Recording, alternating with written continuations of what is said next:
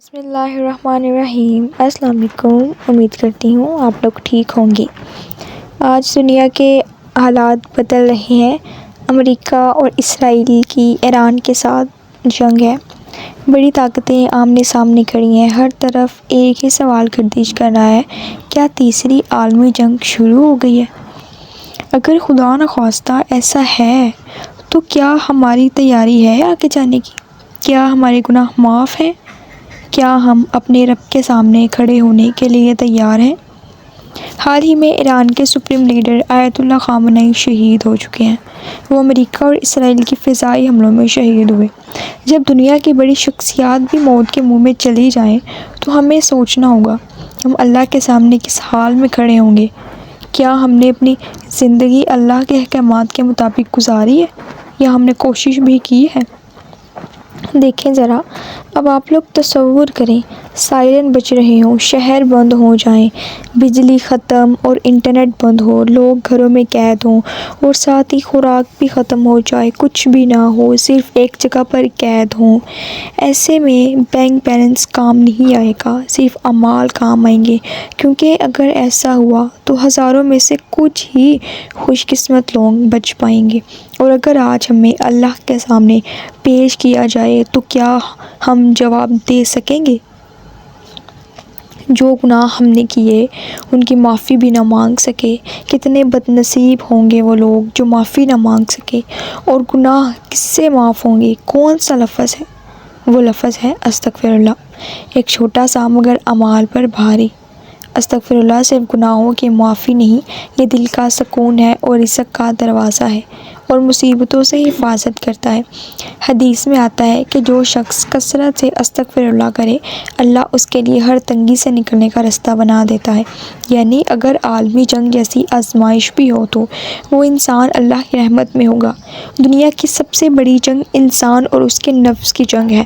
شیطان ہمیں غفلت میں رکھتا ہے۔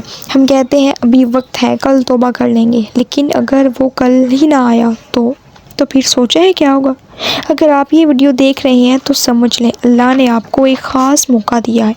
آج سے عہد کریں، روزانہ 1000 مرتبہ استغفر اللہ پڑھیں، یقین سے، ندامت اور شرمندگی کے ساتھ پڑھیں۔ نماز کی پابندی کریں تاکہ قبر روشن ہو، دل سے توبہ کریں تاکہ دعا کی قبولیت میں جو گناہ رکاوٹ بنے ہوئے ہیں وہ معاف ہو جائیں، وہ مٹ جائیں۔ لوگوں کو معاف کریں، دل بڑا کریں، جنگ ہو یا نہ ہو لیکن موت تو یقینی ہے نا۔ سوچیں اگر آسمان پر میزائل چل رہے ہوں اور زمین پر لوگ بھاگ رہے ہوں اور آپ کے لبوں پر جاری ہو استغفر اللہ، استغفر اللہ، استغفر اللہ، تو اللہ کی خاص رحمت آپ کے گرد حصار بنا لے گی اور آپ اللہ کی خاص حفاظت میں ہوں گے۔ آپ کو اس پریشانی کے عالم میں بھی سکون ہوگا کہ آپ کو کچھ بھی ہو جائے آپ اللہ کے سامنے پیش ہو سکتے ہیں، کیونکہ آپ نے اپنے گناہوں کی معافی اللہ سے مانگ لی ہے۔ اب آپ اللہ کے سامنے بغیر گناہوں کے پیش ہوں گے اور سیدھا جنت میں جائیں گے۔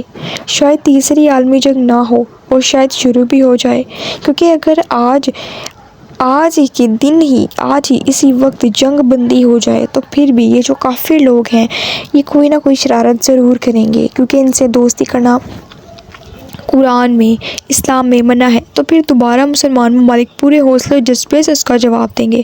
اس کا مطلب ہے یہ دنیا تباہی کی طرف جا رہی ہے۔ ابھی سے استغفر اللہ شروع کریں اور اللہ کے سامنے پیش ہونے کی تیاری کریں۔ اگر آپ چاہتے ہیں کہ اللہ آپ کو ہر فتنے سے محفوظ رکھے تو ابھی استغفر اللہ شروع کر دیں، آپ اللہ کے خاص حفاظت میں آ جائیں گے اور رحمت کے دروازے کھل جائیں گے۔ جس طرح آپ لوگوں کو جنگ کی فکر ہے، زندگی کی فکر ہے، جنگ ہوگی، ہم لوگ پتہ نہیں بچ پائیں گے یا نہیں، تو پھر ابھی سے اپنے گناہوں کی معافی مانگنا شروع کرتے ہیں۔ گناہ اتنے بھی بڑے کیوں نہ ہو اس کی معافی ضرور ہو جاتی ہے۔ اللہ تعالیٰ کو معافی مانگنے والا بندہ پسند ہے اور اللہ تعالیٰ خود کہتے ہیں کہ مجھے معافی پسند ہے۔ اللہ تعالیٰ کو معافی مانگنے والا بندہ بہت پسند ہے، بہت زیادہ۔ وہ کہتے ہیں کہ مجھ سے توبہ کرو، مجھ سے معافی مانگو، میں معافی کو پسند کرتا ہوں۔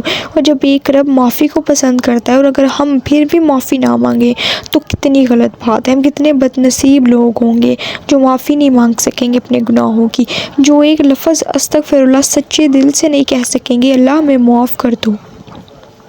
سوچیں اگر آپ لوگ ابھی کچھ بھی ہو سکتا ہے، حالات کا، وقت کا کوئی پتہ نہیں ہے، دنیا کا، زندگی کا کچھ پتہ نہیں ہے۔ ابھی ہماری سانسیں نکل جائیں تو ہم اللہ کے سامنے کیا جواب دیں گے کہ اللہ ہمارے پاس اتنا بھی ٹائم نہیں تھا کہ ہم لوگ جو ہے وہ استغفر اللہ نہ مانگ سکے، ہم لوگ جو ہے وہ اپنی گناہوں پر معافی نہ مانگ سکے، ہم لوگ توبہ نہ کر سکے اپنے گناہوں کی۔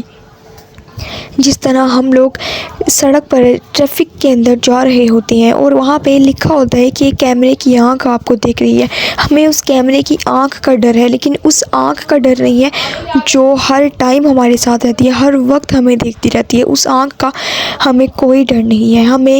ہم نے اگر نہ جانے یا انجانے میں گناہ کیے بھی ہیں تو معافی مانگنے میں کیا ہی حرج ہے، سچے دل سے معافی مانگے، نہ اس میں کوئی پیسہ لگتا ہے، صرف 1 منٹ، 1 لفظ جو ہے وہ معافی مانگے اور گناہوں سے جو ہے وہ نجات حاصل کریں تاکہ اللہ کی رحمت میں آ جائیں۔ چلے آئیں اب مل کر ہم لوگ دعا کر لیتے ہیں۔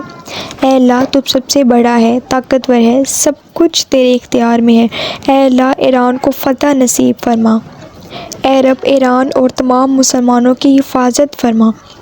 جہاں کہیں بھی مسلمانوں پر ظلم ہو رہا ہے اسے ختم کر دے اور مسلمانوں کو فتح عطا فرما، مسلمانوں کی زندگیوں کو نور سے بھر دے، سکون سے بھر دے اور ہمیں سچی توبہ کرنے والا بنا دے اور ہمارے گناہوں کو معاف فرما دے جن کی وجہ سے ہماری دعائیں قبول نہیں ہو رہی، ان گناہوں کو معاف فرما دے جن کی وجہ سے ہمارے پر مشکلات ہیں، ان گناہوں کو معاف فرما دے جن کی وجہ سے ہماری زندگی میں ہماری دعائیں، ہماری خواہشات، ہماری حسرتیں قبول نہیں ہو رہی۔ آمین یا رب العالمین۔